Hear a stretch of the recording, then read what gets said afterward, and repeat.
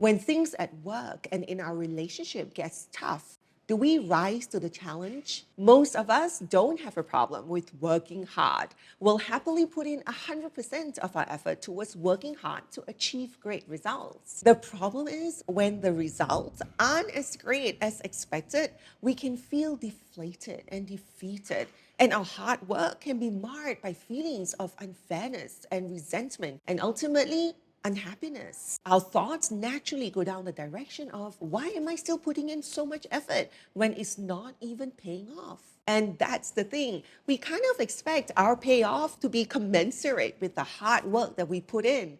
But life doesn't happen like that.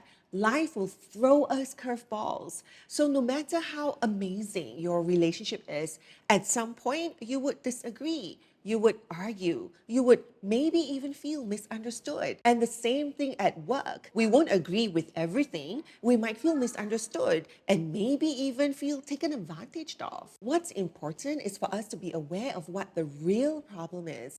The problem isn't that we're having challenges in our relationship and at work. The problem is how we're responding to these challenges. Instead of immediately quitting or diving further into resentment, we need to develop the troubleshooting skills to help us rise to the challenge. What this means is understanding that the first step isn't to look outwards at the flaws of our job or at the flaws of our partner, but to look inwards and ask ourselves, what am I contributing to this situation that is making it more difficult? And what change can I make to help myself grow from this? This is not about blaming ourselves or taking all responsibility for what went wrong.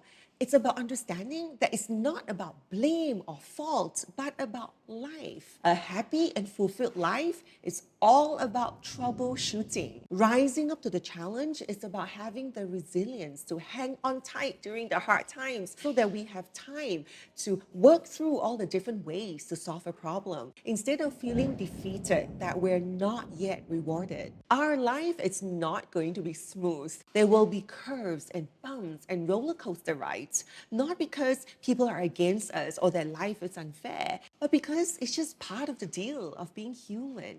If we want a great life, we have to rise to the challenge with humility and a desire to learn, because that's the only way for us to truly be happy, always.